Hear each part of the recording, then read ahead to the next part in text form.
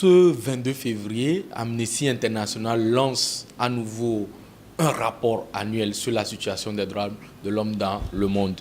Cette année, la particularité de ce rapport qui est annoncé presque à la veille des 70 ans de la Déclaration universelle des droits de l'homme met en lumière les discours de haine qui sont aujourd'hui devenus une réalité à travers le monde entier.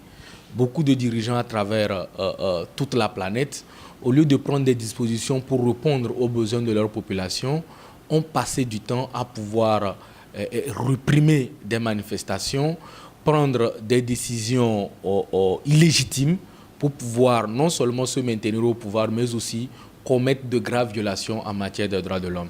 Le rapport aussi met en exergue la détresse du phénomène migratoire lié particulièrement aux derniers événements, que ce soit au nord de l'Afrique ou dans la mer Méditerranée, où nous pensons que les dirigeants africains et européens devaient se remettre en cause vis-à-vis de leur politique migratoire, et nous demandons précisément à l'Europe de ne plus toujours repousser ses frontières en Afrique.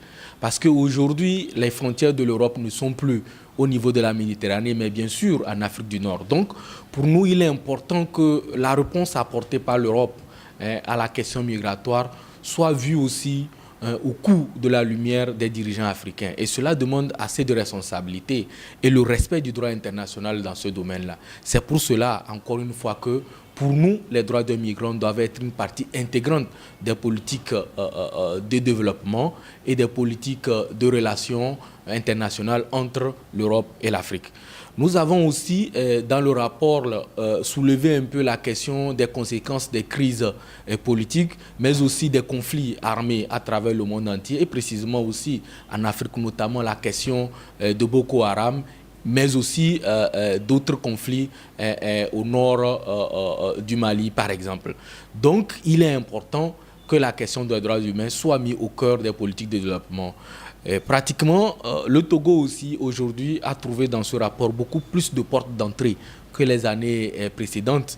Notamment, ceci est à être lu précisément à l'actualité du pays, notamment la question des manifestations qui ont eu lieu courant août jusqu'à la fin d'année.